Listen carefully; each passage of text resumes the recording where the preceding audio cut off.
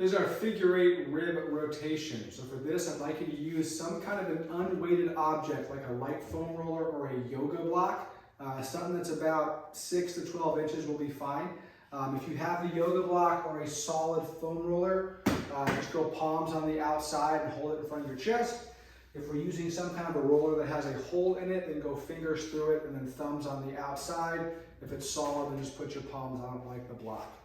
What we're going to do, whatever we're using, you're going to go in front of your chest with that, elbows out wide. And with the elbows wide, you're also going to go shoulder blades away from each other. So shoulder blades are not squeezed back, they are out wide away, just like the elbows are. From here, you're going to stagger your stance. Get one foot in front of the other, and now you're going to imagine from elbow to elbow is kind of all one connected piece. And we're going to go big figure eight, almost like we're canoeing or paddling something. So I'm going to go forward with the elbow and then switch other elbow. And now as you go through this, you're going to pick something to keep your eyes focused on, as well as keep your belt buckle facing straight ahead. So belt buckle and eyes are not going to move.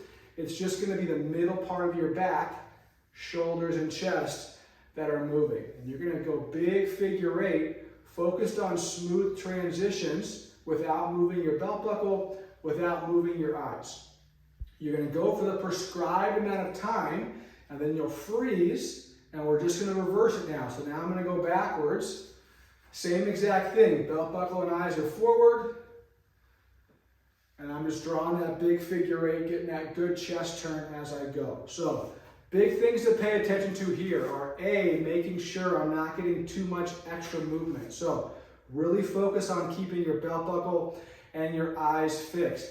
I don't want everything moving together with a big sloppy motion like that. So if that means to keep these two things stable, if that means you start very small with your range, totally fine.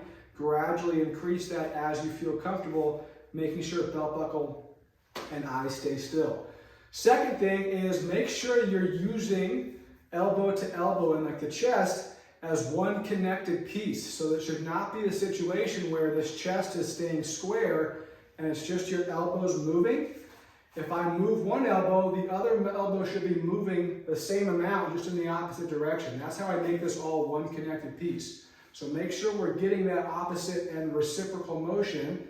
And the way I do that is making sure my chest turns with that roller as I go. So prescribed number of time for both forward and reverse directions. Very common for that reverse direction to feel much more awkward than going forward. Just work through that with those same kind of constraints. Slow, smooth, and fluid transitions.